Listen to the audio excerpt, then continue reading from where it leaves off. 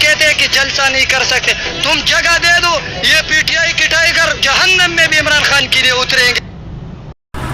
بسم اللہ الرحمن الرحیم. آپ نے اس آدمی کی گفتگو سنی کہ کس طرح یہ کہہ رہا ہے کہ میں اس کے لیے جہنم میں جانے کے لیے تیار ہوں. تو یہ قرآن و حدیث کی روح سے یہ بات درست نہیں ہے. اس بیان کی کئی وجوہات سے مذمت کی جاتی ہے. نمبر 1, اللہ کی ناراضگی.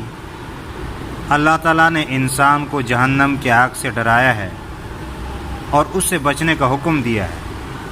اس لیے کسی بھی شخص کے لیے یہ کہنا کہ وہ جہنم میں جانے کے لیے تیار ہے, وہ اللہ کی ناراضگی کا باعث بن سکتا ہے. دوسری بات یہ ہے کہ موت کا انکار. یہ بیان اس بات کی طرف اشارہ کرتا ہے کہ یہ شخص موت اور آخرت کی حقیقت کو نہیں سمجھتا. جہنم کی آگ ایک ایسی سزا ہے جس کا تصور بھی انسان کے لیے انتہائی تکلیف دہ ہے, کیونکہ حدیث میں یہ فرمایا گیا ہے, مشکات شریف میں حدیث ہے کہ دنیا کی آگ جو ہے وہ جہنم کے آگ کے 70واں حصہ ہے, یعنی 69 حصے جو ہے وہ دنیا کی آگ سے وہ بڑھ کر ہے. تو یہ اس نے اس کی حقیقت نہیں سمجھا.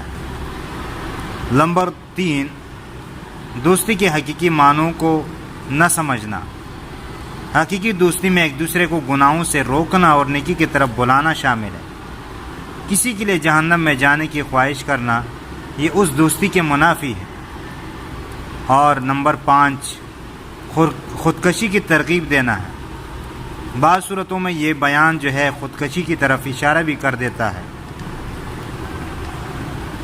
تو اس لیے اس سے بچنا ضروری ہے, اس لیے کہ خودکشی جو ہے اسلام میں سخت ممنوع ہے. اور نمبر 6, قرآن و حدیث میں جہنم کی سزا کے بارے میں بہت سی آیات اور احادیث مبارکہ موجود ہے جن سے یہ بات واضح ہوتی ہے کہ جہنم کی آگ ایک انتہائی سخت سزا ہے. نمبر 7, اسلام میں دوست کو نیکی کی طرف بلانا اور برائی سے روکنا ایک اہم بات اور اہم کام ہے. اگر کوئی شخص کسی گناہ میں مبتلا ہو تو اسے سمجھنا چاہیے اور اسے نیکی کی طرف راغب کرنا چاہیے. یہ نہیں کہ اس کے لیے بھی آدمی جو ہے وہ جہنم میں جانے کے لیے تیار ہو جائے. اور آخری بات یہ ہے, بلکہ 7ویں بات یہ ہے کہ جہنم کے لیے جانا اور یہ بات کرنا کہ میں جہنم کے لیے تیار ہوں, یہ غلط اور ناپسندیدہ بات ہے.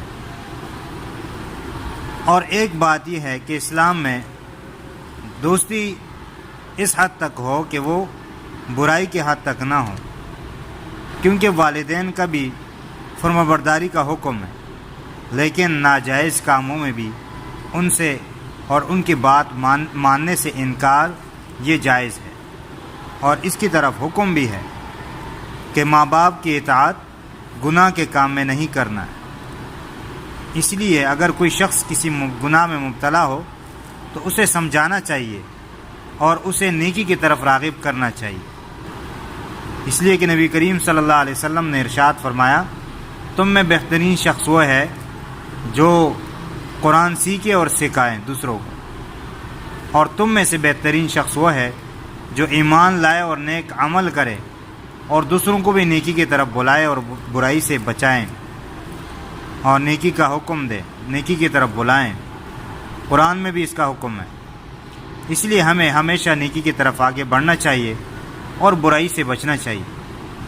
اگر آپ اس موضوع کے بارے میں مزید گفتگو کریں گے لا علمی میں تو یہ جہالت کی دلیل ہے, اور آپ کو چاہیے کہ اس طرح مسئلے میں آپ کسی علماء سے پوچھیں اور یہ بھی دیکھیں کہ اسلام ہمیں کس بات کا حکم دیتا ہے, کہ اسلام ہمیں کس بات کا حکم دیتا ہے, یہ سمجھنا چاہیے.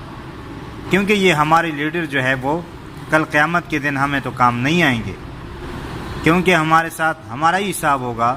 اس لیے ہمیں ان چیزوں سے دور رہنا چاہیے. اور یہ ہم منع نہیں کرتے، آپ جس جماعت کے ساتھ تعلق رکھنا چاہے وہ جائز حدود تک رکھیں، اس سے آگے نہ بڑھیں۔ تو اس لیے اللہ تعالیٰ ہر مسلمان کی حفاظت فرمائے، اور اس طرح باتیں جو کرتے ہیں یہ فتنہ پھیلانے کے لیے اور لوگوں کو اس غلط بات میں مبتلا کرنے کے لیے، اس لیے کہ بعض جذباتی لوگ جو ہے وہ پھر یہی بات دہرائیں گے۔ تو اس لیے ہمیں چاہیے کہ ہم اس طرح باتوں سے اپنے آپ کو بچائیں اور دوسروں کو بھی یہ ترغیب دیں کہ آپ بے شک آپ اس پارٹی میں رہیں، میں بھی اس میں رہتا ہوں، لیکن یہ بات آپ کی غلط ہے۔ لیکن ہمارے ہاں مصیبت یہ ہے کہ اگر اپنی پارٹی کا کوئی بندہ ہے اور غلط کام کرے، غلط بات کرے، تو ہم اس کو روکتے نہیں ہیں۔ دوسری پارٹی والے یا دوسری جماعت والے اگر وہی بات کرتے ہیں تو ہم اس کو روک لیتے ہیں اور اس کے بارے میں قسم قسم کی جو ہے باتیں کر دیتے ہیں۔ لیکن اگر اپنا بندہ یہ کام کرے ہم اس کو سمجھاتے نہیں ہیں۔ اسی لیے ہمارے بڑوں کی ذمہ داری ہے کہ اس طرح معاملات میں چھوٹوں کو سمجھانا چاہیے۔ اللہ تعالی ہم سب کا حامی اور ناصر ہو۔ اللہ تعالی ہمیں بات سمجھنے کی توفیق عطا فرمائے اور خود اس پر عمل کرنے کی توفیق اور دوسروں کو سمجھانے کی توفیق عطا فرمائے۔ آمین آمین یا رب العالمین۔